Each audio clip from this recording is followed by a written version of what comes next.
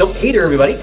My name is Jason Lott. I'm the managing attorney for Trademark's customer outreach at the United States Patent and Trademark Office, which really is just a long way of saying that it is my job to teach you about trademarks, what they are, why they're important, and how the federal registration of your trademark can help you build your business.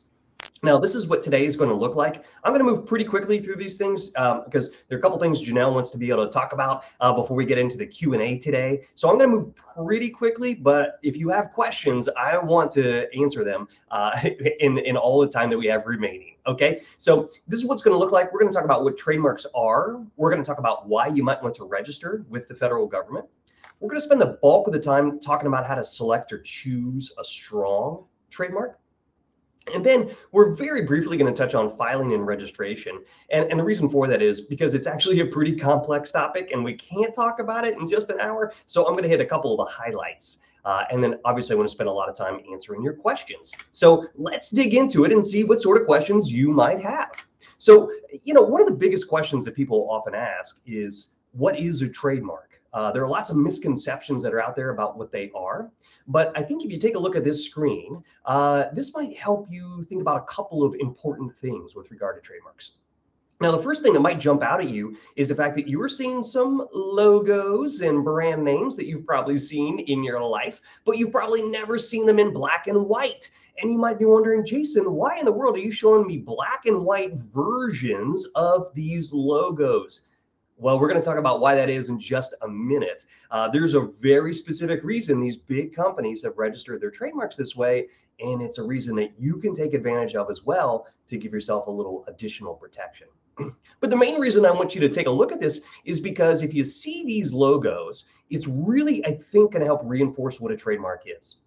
So if you look in the top left-hand corner there with the Apple logo, when you see that logo, what do you think of? Computers. Right? Or maybe phones or tablets or earbuds or watches or something like that. But it automatically calls to mind a very specific type of good. Same thing with Coca-Cola. You think soft drinks, McDonald's, hamburgers, Microsoft, hardware and software, Samsung, personal electronics, Amazon, buy what you want, get it in 2 days. Google, search engine, Nike, shoes, Ford, trucks, right? So every single time you see or hear or experience a trademark, it automatically calls to mind a very specific set of goods and services. And that is key to what a trademark is. A trademark is always, always, always tied to very specific goods and services. And the reason that it's always tied to those is because that is what a trademark does. A trademark identifies the source of specific goods and services and distinguishes them from the goods of another party. Another quick example from your own life, I'm sure. You're in a restaurant, waiter comes by, says, would you like something to drink? And you say, yes, I would love a Coke. And he says, is a Pepsi okay?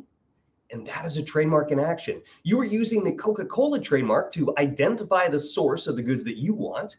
The waiter is using a Pepsi-Cola trademark to indicate the source of the goods that they actually provide. And both of those companies are using their trademarks to distinguish their goods from the goods of their competitors.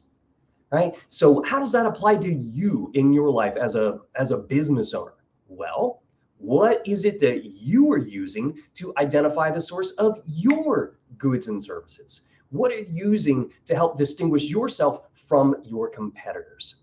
Well, that thing is probably going to be your trademark. And what it does is provide legal protection for your brand.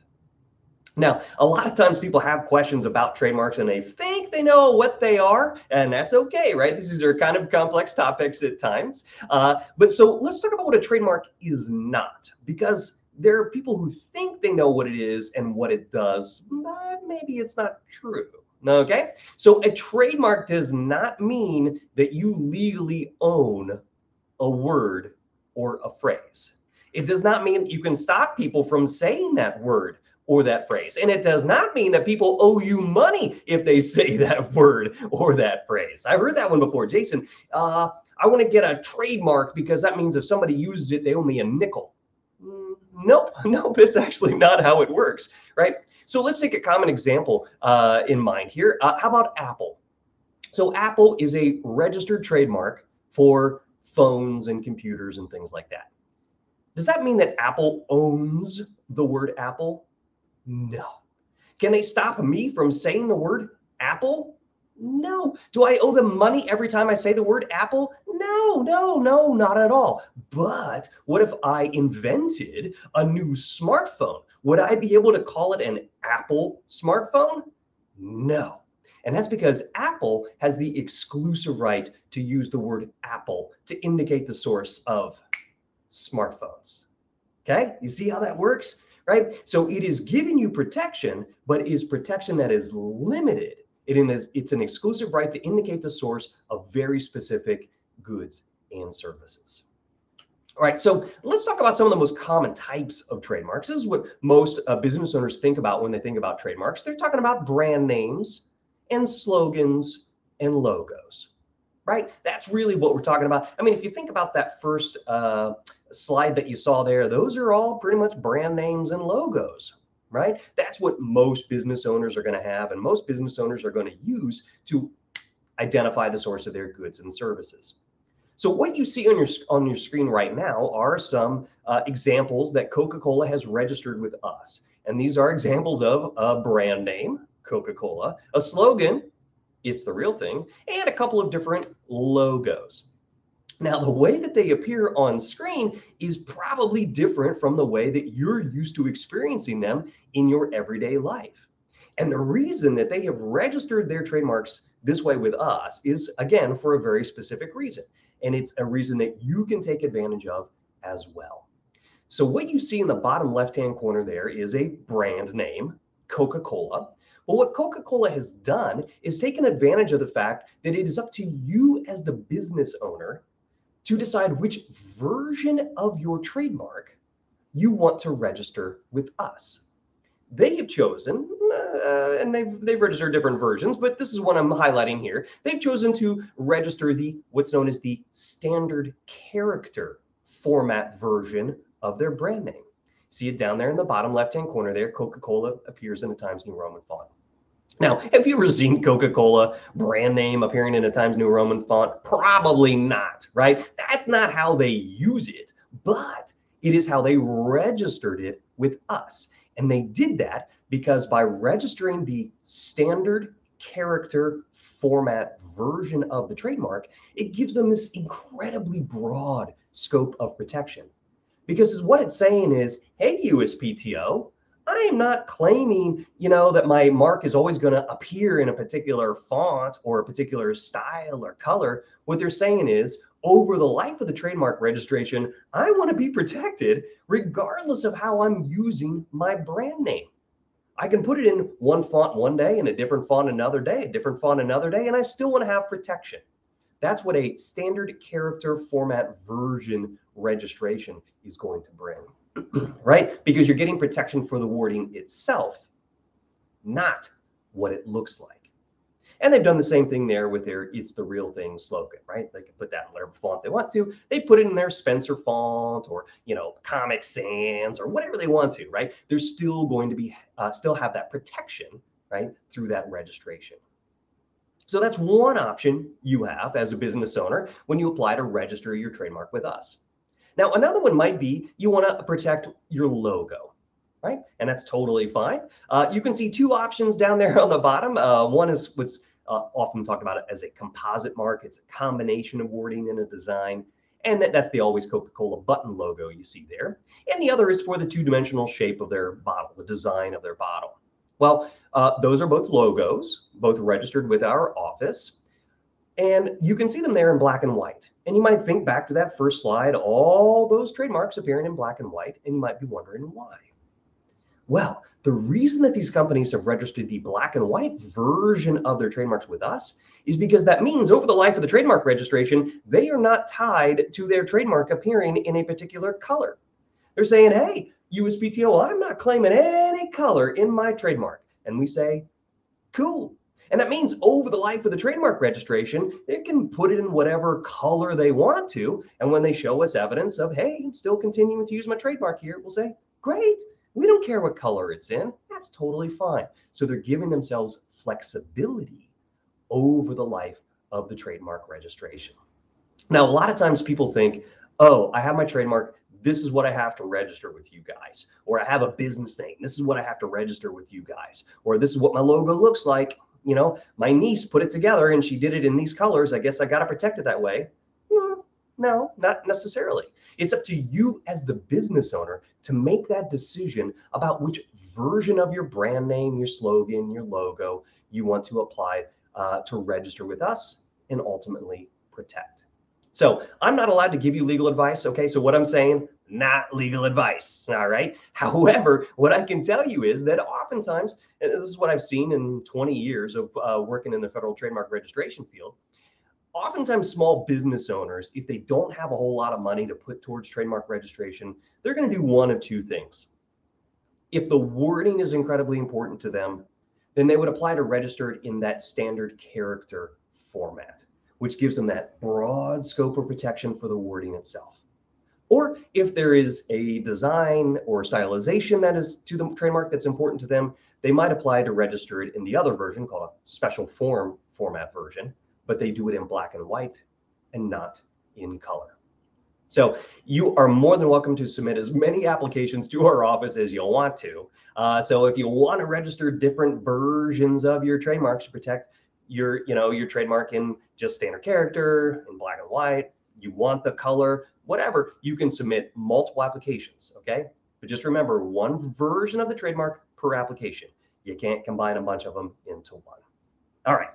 So the other thing I want you to think about, though, is that you're not just limited to brand names and slogans and logos, because pretty much anything can be a trademark so long as it indicates source. It could be a sound like the NBC chimes, bum, bum, bum. It might be a color like pink fiberglass insulation. That's what's represented there in that little lined brick in the bottom left-hand corner. It could be a hologram, which is in the center down there. That's by Upper Deck. It's a hologram for their trading cards. Or it could be a configuration or a shape. Now, the bottom right-hand corner there, you might look at that bottle and you might think Coca-Cola, right? Coca-Cola has registered the three-dimensional shape of their bottle as a trademark. When you see it, you think Coca-Cola, right? So shapes of things can also be registered. Think about the shape of a Volkswagen Beetle car, or maybe the shape of a Weber grill. Or even think about walking into a Chipotle. You walk into a Chipotle, you know you're in a Chipotle, right? The layout, what's called trade dress of the restaurant has been registered by Chipotle as a trademark. All right. So you don't have to have any of these things. I just want you to start thinking creatively about what it is that you use to help your customers identify you in the marketplace. Maybe it is a sound, or maybe it's your specific use of color on your packaging, whatever that happens to be. Just think about what is indicating source and think about that as being something that you might be able to protect. All right, real quick knowledge check here. Let's see, I think we might have a chat available. You can throw it in the chat if you want to. You don't have to, okay? You can simply think it to yourself if you prefer. So real quick knowledge check. Does a federally registered trademark mean that you own a word or a phrase? I'm going to pop open the chat here just in case one of you put it in there. And the quick answer is no. It does not mean that you own a word or a phrase. It just means that you have the exclusive right to use it as a trademark. And so here's a little curveball for you. Do you have to use your business name as your trademark? Yeah, we haven't talked about this, but the answer is no, you don't, right? It is up to you as the business owner to determine what you are going to be using as a trademark and potentially registering with us as a trademark. Your business name is just what you use with, say, the state of Arizona in order to do business in the state of Arizona. It is not your trademark. It could be, right? If you use your business name as your trademark, sure, right? But it doesn't have to be. You could have a really boring name, Jason LLC, right? That's your business name. And you've got something really awesome that you're using as your trademark. Totally fine. They do not have to be the same thing. All right, so let's move on and talk about some of the benefits of federal registration. So trademark rights in the United States are essentially created in a couple of ways. We're going to talk about both of the main ones, which are common law trademark rights and then also federal registration rights. I want you to understand the differences between the two. So Common law trademark rights are the quickest and the easiest, and these are created as soon as you begin to use something as a trademark. Okay, there you go, right? As soon as you're using something to indicate the source of your goods and services, you are beginning to build trademark rights. Now, the issue here is that these are based upon state law, right? So the state of Arizona, right? Which means that your rights are only going to be limited to the geographic area in which you're operating. So maybe you're only operating in a certain part of Arizona, or maybe you're only operating inside the state lines of Arizona, or maybe it's even just in a little neighborhood in somewhere in Arizona where you're showing up at a farmer's market on the weekends or whatever. Okay, depends on what you got going on. Right? So the issue is that your rights are limited to that area in which you are actually using your trademark. And that's fine. Okay? You could go your entire business life and only rely upon your common law trademark rights. You might just want to have a small business in your town, and that's it. And that is perfectly fine. You do not have to apply to register your trademark with the federal government. It is not a requirement. It is not a law. It is up to you if you want to or not. So if you want to just use your common law rights, rely upon those, you can. Most of the time, what people end up doing is put a little TM next to their trademark, or a little SM if it's a service that you provide. And so this is a great way to let people know, hey, this is my trademark. I'm kind of claiming it here under common law. So I'm putting a little tiny TM or a little tiny SM. Doesn't matter what font it's in, doesn't matter the size or the placement or the color, right? Seen it all over the place, doesn't matter. Just so long as you're indicating to the public, hello, this is my trademark, right? The one thing you can't do, however, is use the little R in the circle symbol. That's reserved for trademarks that are registered with the USPTO. All right, so to be clear, you could, if you wanted to, only rely upon these common law trademark rights. However, what if you want to grow your business, right? Maybe you don't want to just operate inside the state of Arizona, but you also want to operate in New Mexico or in Texas or in Colorado or wherever it is that you want to go, okay? So it might be that instead of just relying on common law trademark rights, you want to get nationwide rights. So what you would do is apply to register your trademark with us, with the federal government. So these rights are created when you register your trademark with us. And it creates a legal presumption that you are the owner of the trademark and that you have the right to use it throughout the United States and its territories. That's in contrast to common law. Okay, under common law, you're going to have to prove that you're the trademark owner. Instead, under federal law, once you have that registration, you can say, hey, judge, check out this registration certificate. It creates a presumption that I'm the owner and that I have the right to use it. And the judge says, well, okay, great. Thank you very much. Okay. Right? So pretty great benefit. You're also putting the public on notice that you are the owner of the trademark. You can bring a legal action concerning your trademark in federal court, right? Not so under common law. There you're going to be suing in state court, which could be a problem if you're trying to enforce it in different states around the nation. Now, with a federal registration, instead of having to go somewhere in order to sue somebody else, instead you can stay at home and use the federal courthouse nearest you and make that infringer come to Arizona in order to defend. You can also record your registration with U.S. Customs and Border Protection, which is a great benefit if you're in an industry where there are counterfeit goods that are coming into the country. So think electronics and software and apparel and footwear, automotive aftermarket parts and things like that. There's all kinds of infringing stuff that comes into the country that's counterfeit. Well, if you have a federal registration, you can say, hey, CBP, here's my registration. These are the goods and the goods that I use it with. Keep an eye out for this, okay? And the agents say, okay. And so they will work to try and stop those counterfeit goods from coming in at our ports and borders. If you want to have protection for your trademark in another country, you can use your filing in the United States in order to try and extend protection into various other countries. Because one thing to keep in mind is that trademark rights are territorial. Okay, they're all country-based. There is no one place you can go, file an application, and all of a sudden have worldwide trademark protection. That does not exist. Okay, every country is going to have their own intellectual property system.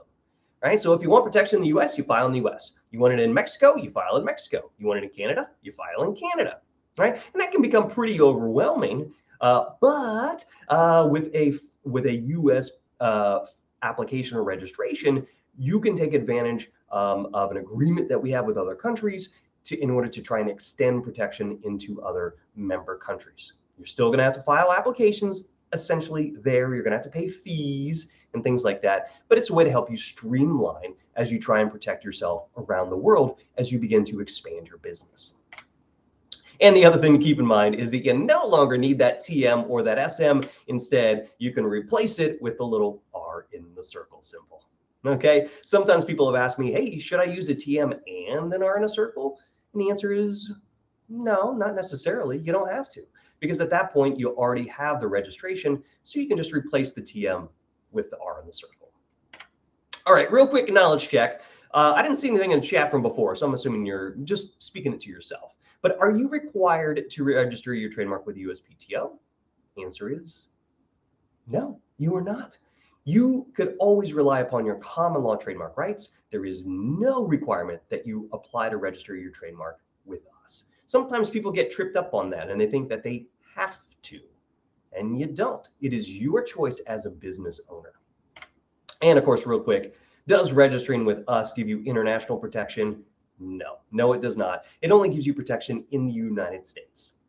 So if you want protection abroad, you're going to have to file in those countries that you want protection in. Okay, so let's talk about how to select or choose or create a strong trademark. So a couple things to remember is that it is our mission to register trademarks. All right, that is what we are here to do. That's what we want to do. However, not every trademark is registrable. All right, it is an application and examination process. It's not pay your money, get a certificate.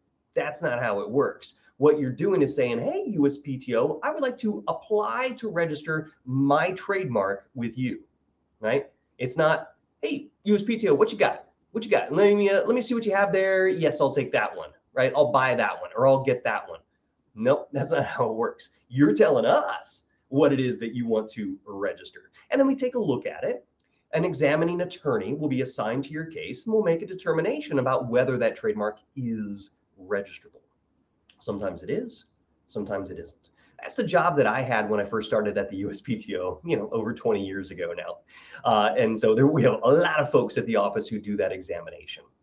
And so just be aware your application is going to go through that process. And let's say that it does, all right? Let's say you move all the way to registration, you get your registration certificate. The other thing I want you to be aware of is that your certificate might not be enforceable. And I know that sounds weird for me to say. However, I want you to keep in mind that, remember, there is no law that says you have to register with us. So the examining attorney, when she's doing her examination of your application, is only going to be looking at federal reasons why your application must be refused. It might be that there's somebody else out there who has common law trademark rights who might say, whoa, I've been using my trademark here for 130 years. Okay, I have stronger rights than you do, therefore your registration must be canceled.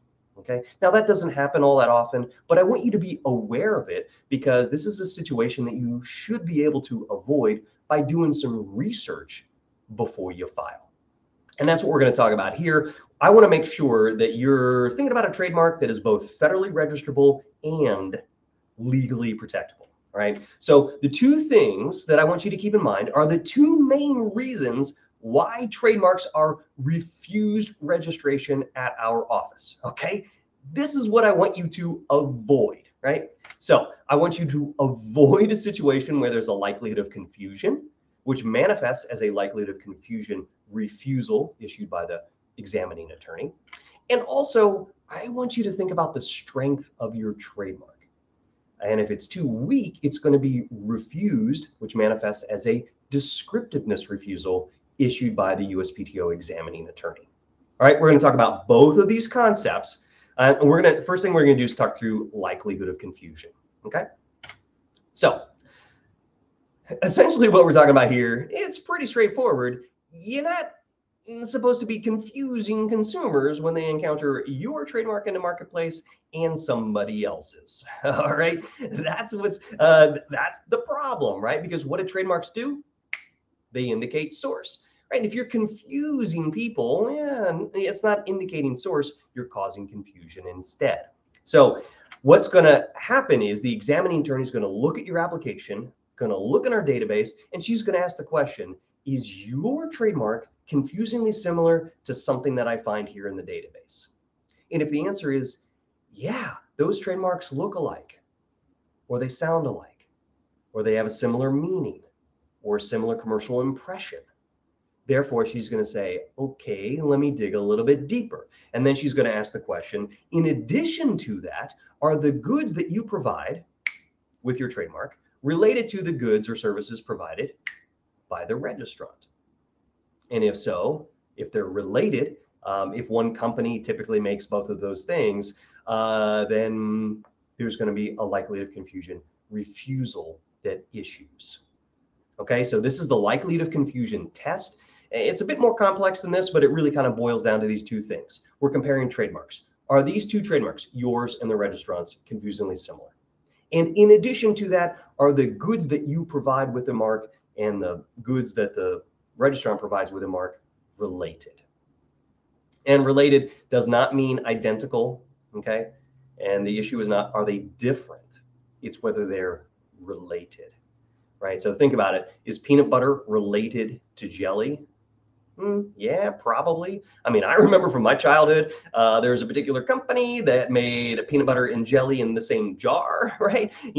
So we're thinking about things that are typically going to be made by the same company or used together, things like that. And it's all going to be based upon the evidence that the examining attorney can find. Yeah, let's talk through a hypothetical to help bring this home. Okay, so let's say that you want to register T Markey as a brand name for shirts. And you apply to register, and the examining attorney looks in the database and she finds, hey, there's a trademark that's T Markey, which has been registered for pants. Is that going to be a problem? Well, you do the analysis. T Markey, similar to T Markey? Yeah, I mean, honestly, they're identical, but they are similar.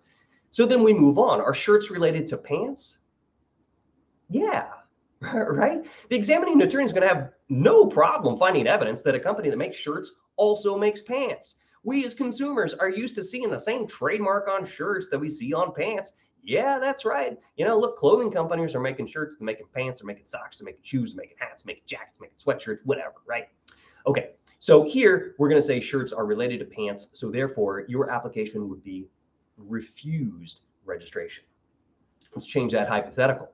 You want to register T Markey as a brand name for shirts. Examining attorney finds in the database T Markey for pants. Is this a problem? We do the analysis. Is T Markey similar to T Markey? Yes, right? They might not look alike, but they sound alike. And so we move on. Shirts related to pants? Yes, therefore, likelihood of confusion. Let's change it one more time. You want to apply to register T Markey as a brand name for shirts. Examining attorney finds T Markey is registered for golf flags. Is that going to be a problem? All right, do the analysis. T Markey similar to T Markey? Yes. Are shirts related to golf flags? I don't know. Okay, I would have to do research to figure out whether one company typically makes both shirts and golf flags. Are consumers used to seeing shirts and golf flags coming from one company? Oh boy, I don't know, right? So if I'm the examining attorney in this case, I'm going to have to do research to determine whether consumers are likely to be confused because these goods are considered related. If shirts and golf flags are related, that means a refusal. If they're not related, that means these two trademarks could coexist and there be no refusal. All right, so that's the likelihood of confusion test. Now, the reason that it is so important that you understand this, and specifically before you file, is that you could avoid that refusal by doing your own search before you file. This is what's called doing a clearance search. You want to clear the area around your trademark to make sure it's not going to cause conflict with somebody else's, right? So you can look in our database totally free, 24/7, right? Using the trademark electronic search system. You can do that exact same search, that exact same likelihood of confusion analysis, comparing your trademark to what you're finding in the database that the examining attorney is going to do. Now, we also recommend you want to look online. Okay, this is, you're looking for common law use here. Examining attorney, not looking for common law. Okay, that's going to be up to you as the trademark owner. So pop it into Google, pop it into Bing, into Yahoo, whatever you want. Pop into all of the search engines if you want to, and look to see, is anyone else out there using a same or similar trademark for related goods and services? Now, if all that seems too overwhelming to you, and yeah, I get it, you might want to think about hiring a private trademark attorney to do the search for you, or maybe even help you with the entire application process. So an experienced trademark attorney is going to be able to do a full-on clearance search, right? Not just looking in our database, but looking in a whole lot of other places to see, is anybody else out there that might be a problem for you and for your business. Now, I know they can be, attorneys can be expensive. There are a couple of things I would like to point out to you when we get to the end here of some free to reduced price legal services you might be able to take advantage of. But just real quick knowledge check here before we move on. Let's say that you want to register X seed for agricultural seeds, and you're doing your clearance search, and you look in our database and you find X seed for live plants. Is that going to be a problem? We do the analysis. Is X seed similar to X seed? Yes. They might not look alike, but they sound alike. And so we move on. Are agricultural seeds related to live plants? Yeah, probably, right? Again, here, I would need to do more research, but probably you're going to discover that a company that makes agricultural seeds is also making live plants. Okay, so probably in this case, there's going to be a likelihood of confusion. So if this was you, you might think, maybe it's time for me to think about a different trademark that I want to use instead of X seed. And I can come up with something that is, going to be different enough or not similar to X seed for live plants. All right. And so one of the things you might want to think about if you're coming up with a new trademark that you want to apply to register for your goods and services, you want to think about the strength of your trademark. Okay, because these concepts of strength and likelihood of confusion are sometimes interrelated. So what we're really talking about here is that you want to make sure that your trademark is not failing to indicate source, right? Because if it fails to indicate source, it's not really a trademark, okay? And what's going to happen is your application is going to be refused registration, and it's typically going to be because the trademark merely describes the good or the service. All right, let me walk you through what I mean here. So there's a thing called the descriptiveness spectrum, which typically it's hard to think about. I like to think about it as a temperature gauge. It goes weak to strong or cold to hot. You want to avoid the cold stuff, okay? You want to avoid descriptive and generic, and you want to focus on suggestive, fanciful, and arbitrary. Let me walk you through it. So generic terms are just the common everyday name for the thing itself. Well, seed, okay, right? That sort of stuff is going to be for seeds unregistrable at our office, right? Because it is not indicating source.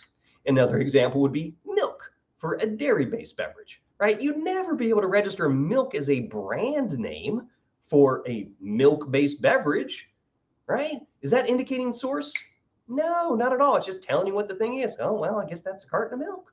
Okay, so please, please, please avoid applying to register or using even a generic term for whatever it is that you're doing. Now, slightly better than this, but not still great, are descriptive trademarks, and these describe something about the good or the service. Now, technically, these are unregisterable at our office on what is known as the principal register. Now, I know this is the first time I brought up the principal register, okay? And the reason for that is the principal is where you want to be. It is the main register. If you want all those sweet, sweet nationwide benefits I was talking about earlier, you got to be on the principal register, okay? There is another register. It's called the supplemental register, and it really exists for trademarks that are not functioning all the way as trademarks yet. They're capable, but they're not really there yet, okay? So you have you don't get all the benefits that you get on the principal register. So you want to be on the principle, okay? So descriptive trademarks, as you can see there, technically not registrable on the principle unless you can show that the trademark has acquired distinctiveness. So you can show, oh yeah, USPTO, it's taken some time, but now consumers, when they see my trademark, it's indicating the source of the goods, and it's not just describing what they are. Let me give you an example here of creamy whip for whip topping, right? Creamy whip describes whip that is creamy, all right? So it's going to be refused registration on the principal register. Now, in this case, they were able to say, hey, USPTO, we have overcome that refusal. Our trademark has acquired distinctiveness. And now when consumers see it, they think of us and they know that it is a brand name and not just merely describing creamy whipped topping. All right. So yes, is it possible to register trademarks that are descriptive? Okay, yes. But think about the scope of protection that you get. It's actually a pretty small scope of protection. And the reason is there are lots of other people who are probably going to be trying to register kind of similar, just barely, kind of descriptive trademarks, right? So the way I like to think about it is like, think about a ball pit. Okay, kids, they jump into a ball pit and they got all these balls, they're all the same size, things like that, and so as a consumer, like looking in the ball pit of trademarks and you're like trying to find, oh, which one was it? Let's see, my wife said I was supposed to pick about, I can't remember. Is it this one? Is it this one? I don't know. They're all kind of the same. I can't choose between them all because I'm getting, slightly confused between them all. Okay. So do you have protection? Yes. But you're jostling amongst a bunch of other competitors with probably potentially similar trademarks. So what you want to do is make sure you're avoiding that situation, right? By perhaps registering a suggestive trademark, which suggests something about the good or service, but doesn't describe it, right? These are registrable at our office on the principal register. An example would be Coppertone for suntan lotion, right? It doesn't describe suntan lotion. It suggests that if you use the lotion, your skin would take on a coppery tone. All right. So in our ball pit of trademarks, instead of being a scope of protection this size, it's a little bit bigger, right? Yeah. So consumers can reach in. Oh, yeah, that's right. And they can pull out that slightly bigger ball, right? They pull out your product that they want. Okay. But even better than that are what are known as fanciful trademarks and arbitrary trademarks. Fanciful trademarks are just made up words. They have no meaning in English or in any other language. They are registrable at our office. They are inherently distinctive. An example would be Xerox for photocopiers, or Kodak for cameras, or Kleenex for facial tissue, Pepsi for soft drinks. These are sometimes called a coined trademark. And these, if you want to think about the ball pit of trademarks, right, this is a really big scope of protection in that ball pit of trademarks. Very easy for a consumer to be like, oh yeah, that's the one I want, right? And no confusion amongst the other sorts of trademarks. So we get a nice broad scope of protection, mostly because no one else is going to be using the same or similar trademark for the same goods and services that you are. Same thing with an arbitrary trademark. These are just words that have meaning, but the meaning has no relationship to the underlying good or service. Okay, so these are also registrable. An example would be Apple for computers. Apple, common, everyday word. However, it has no relationship whatsoever to a computer, and so therefore it is arbitrary when applied to a computer. Also very, very strong, also going to be in that ball pit of trademarks, a really broad scope of protection. So I want you to think about your trademark that you might be using or considering using for your business. Where's that going to fall on that spectrum? Are you down here in the descriptive sort of field, or suggestive, fanciful, and arbitrary? Because you want to have a strong trademark which is not going to cause confusion with somebody else's. And having that fanciful mark, that arbitrary mark, is going to go a long way towards making sure that you can avoid getting refused registration, both from a descriptiveness perspective and also potentially from a likelihood of confusion perspective as well. Real quick knowledge check here. I know we're running out of time here real quick. So just real quickly, which of these would be registrable? Bicycle as a brand name for bicycles, or bicycle as a brand name for playing cards? Yeah, the answer is pretty obvious. It's the one on the right there, bicycle for playing cards. And that's because it's arbitrary when used with playing cards, right? And it's a very strong trademark, been around for 100 years or so by the US Playing Card Company. Okay, so I know that we are buttoned up on time here, and we'll make sure Janelle gets time and we get time for questions. So I'm going to fly through this real quick, and then I'm going to cut it off.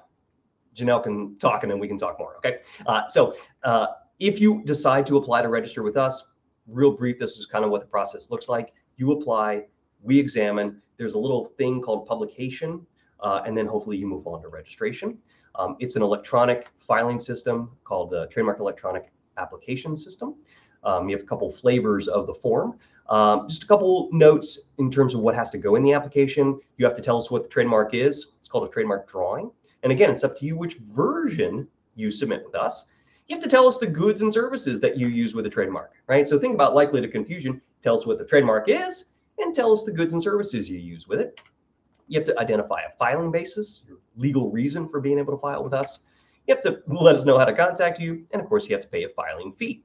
For those of you wondering what it is, typically it's $350 per international class. I'll talk about international class in just a second.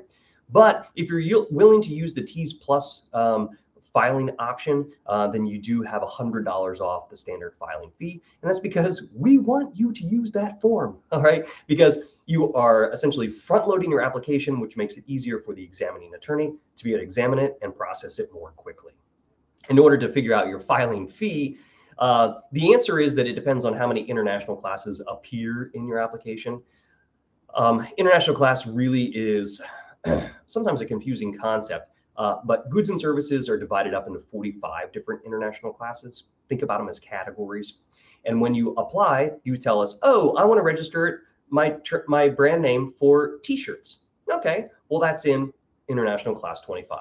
I also want to register it for online retail store services featuring t-shirts. Okay, that's in a different international class. That's in class 35. So your filing fee would be $250 times 2. That's kind of how that works. But remember, it's up to you what you put in there. So if you're saying, Jason, I got $250. I don't have $500 to put towards this. Okay, cool, right? So which one is more important to you, right? Which one do you want to have protection for? Do you want to have it as a brand name for your t-shirts? Or do you want to use the money to apply to protect it for your online retail store? You can choose, right? And then later on down the line, when you have more money, submit a new application, same trademark, but for different goods and services.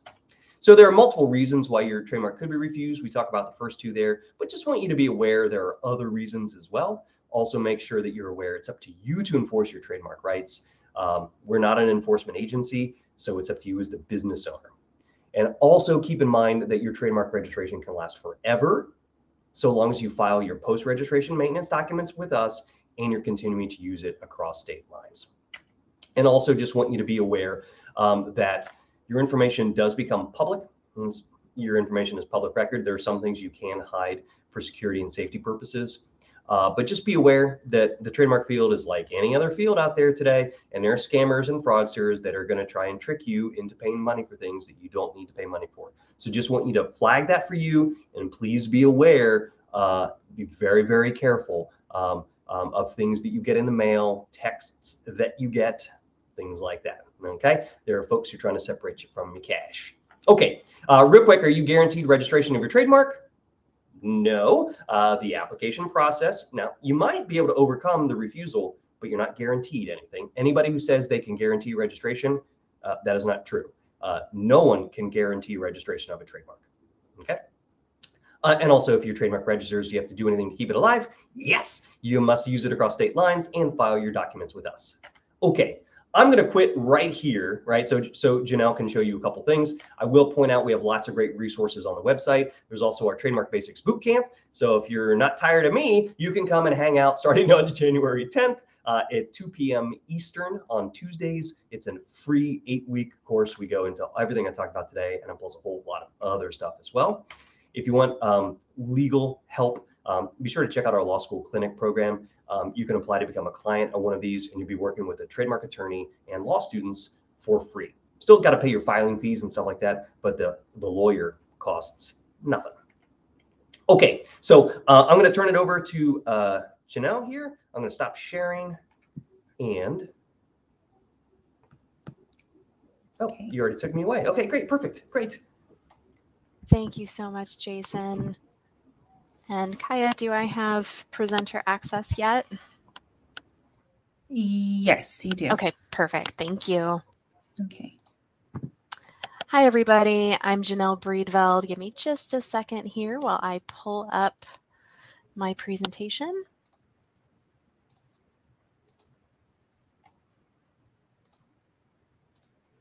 And Kaya, can you just confirm for me you can see my slides? Yes, I can see your slides. All right, thank you. Thank you so much, Jason. That was so helpful. And I will give a plug for the Trademark Basics Bootcamp. I have participated in it and found it to be really useful. So definitely encourage those of you to register for that as well. I know we just covered a lot of information, so I'll try to keep this short. I just wanted to flag for all of you that you also have a local resource here in Arizona called the Arizona Patent and Trademark Resource Center. And we are based here at the State of Arizona Research Library. So PTRCs have been around for a long time and they're found nationwide, as you can see on the map here on the screen. The goal of PTRCs is really to provide that local resource to share information about patent and trademark details and resources, and also to support just general intellectual property needs of the public. And we can do that by showing you how to use USPTO resources and search engines. Here in Arizona, our PTRC started in 2013. So at the State of Arizona Research Library, we are the only PTRC here in Arizona. And we're located at the Polly Rosenbaum Archives and History Building in Phoenix at 1901 West Madison. So how can the PTRC help you? We have a few different options. So first, you just heard a really informative presentation from Jason that does a great job of explaining the difference between things like patents and trademarks. But again, our staff are that local resource that if you have additional questions, we can certainly help provide further clarification.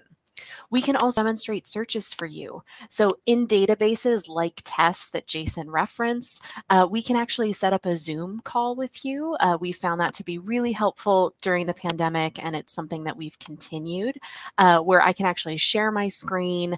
I can demonstrate searches in tests or in patent public pair if you're interested, patent public search if you're interested in patents, specifically with generic ideas. I can show you how to create a search and view the results. So show me the patent. This specifically relates to patents, but if you're also interested in historical trademark documents and you have a specific number or name, you can certainly contact us and I can help you find those. What do you think about X?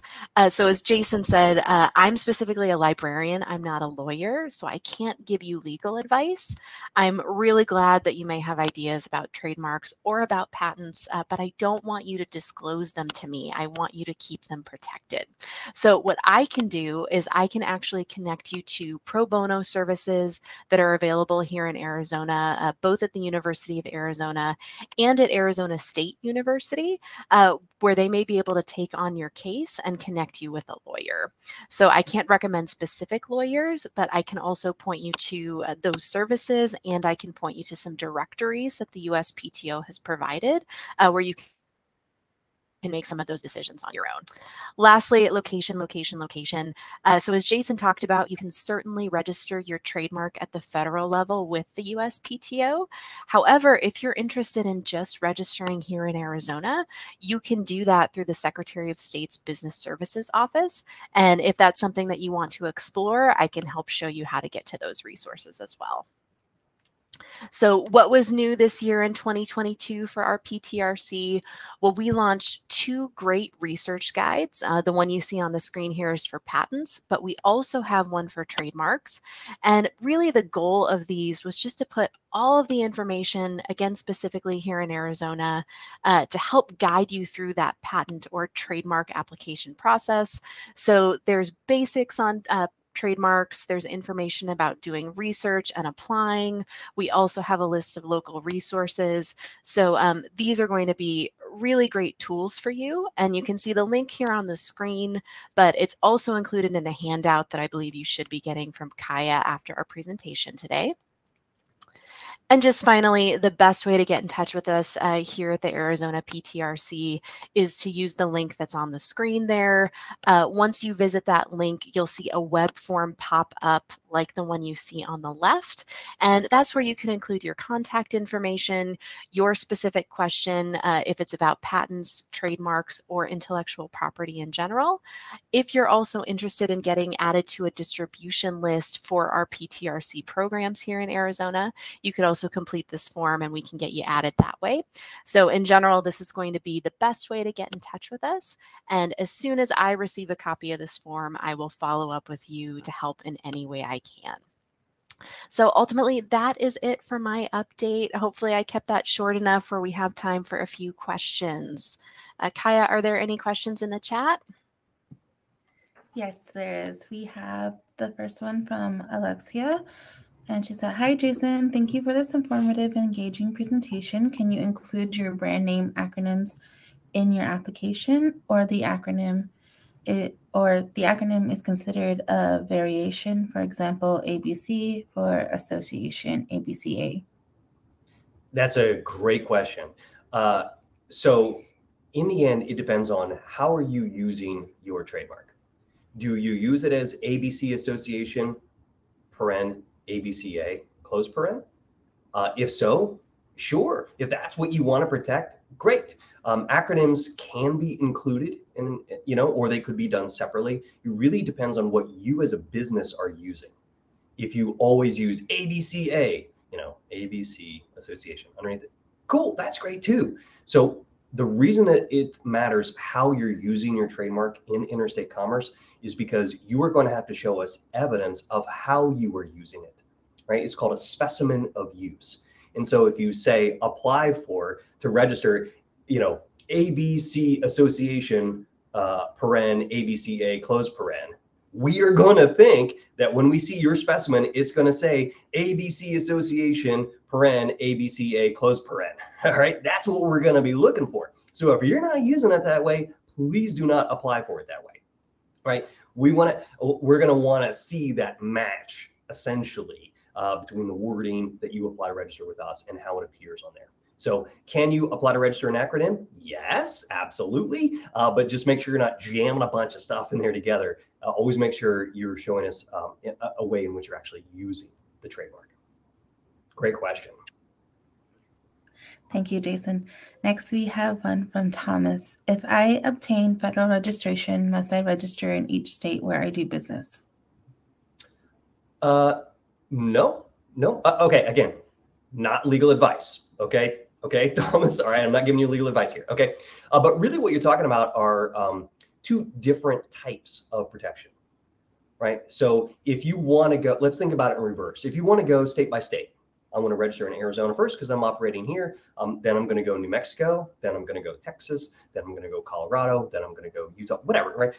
As you work your way around. You could do that and you could patchwork together state registrations in all these different places. And that's fine if you want to. However, with the federal registration, you have nationwide protection right away. So it's really about what it is that you're trying to protect and why you think you would need protection in a specific jurisdiction. So if you want to go the route of building up, okay. But if you have a federal registration, one could argue, again, not legal advice, that there wouldn't necessarily be need for a state trademark registration because you already have that nationwide protection. Now, there might be an attorney out there who's in private practice who has a different take. I can only speak to federal registration and our process. So again, not legal advice, okay? But I can just tell you that a federal registration is giving you nationwide rights. So you can make your own choices from there. Awesome. Well, thank you guys so much, Jason and Janelle, for sharing such wonderful, informative information with us today. I'm just going to go ahead and close it up. But before I do that, our next webinar is going to be January the 18th in 2023. And then that one will focus, we're going to be working with SCORE to have a focus on financial documents for business plans. And then our next one after that will be in March. on the 8th, and that one will focus on capability statements and elevator pitches to get everyone ready for National Center's yearly conference called RES. So stay tuned for that information. Thank you guys.